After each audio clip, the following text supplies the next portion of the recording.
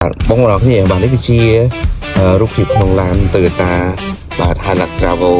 Rally និង Hilux Travel Edition អញ្ចឹងរថយន្តនេះកំពុងតែនឹងរៀបចំបើកដាក់ក្នុងបន្ទប់ត្រៀមប្រគល់ជូនអតិថិជនអញ្ចឹងលយមែនទែនសេរីថ្មីទាំងបងបាទចំណាប់អារម្មណ៍ខ្ញុំគឺ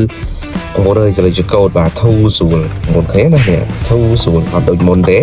ហើយកុងទ័រយើងសេរីថ្មីអាចទៅជា digital ហើយអញ្ចឹងមាន sensor កង់បងប្អូនបាទមានប្រព័ន្ធបាទ Align Sport ប្រព័ន្ធភ្លើងអូតូប្រព័ន្ធប្រាំងអូតូអីមានអស់ហើយណាអញ្ចឹង JBL នេះជាចំណុចដែលល្អលើសទៅលើអ្វីដែលមាននៅលើ Pickup របស់ទូទៅ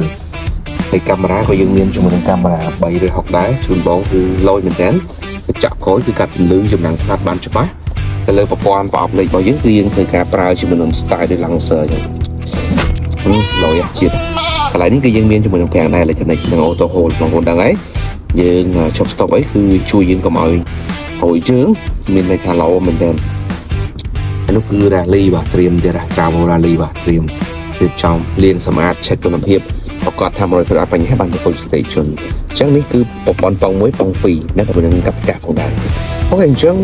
វីដេអូលម្អិតខ្ញុំនឹងធ្វើទៅលើការបញ្យល់ហើយនេះគឺជារថយន្តសំដៅជាវីដេអូបង្ហាញអំពីទស្សនវិជ្ជាទូទៅក្នុងរថយន្តបាទស្អាតណាស់បងប្អូនអើយទូ class A អូខេមានទូ class A ទៀតឡយកប់ហើយតាមស្ពាននេះមានស្បែកអត់ស្បែកបងអូខេអញ្ចឹងចាំមើលបងប្អូនតាមឡានវីដេអូបន្តទៀតតើខ្ញុំនឹងប្រកល់ទូនអតិជននៅខាង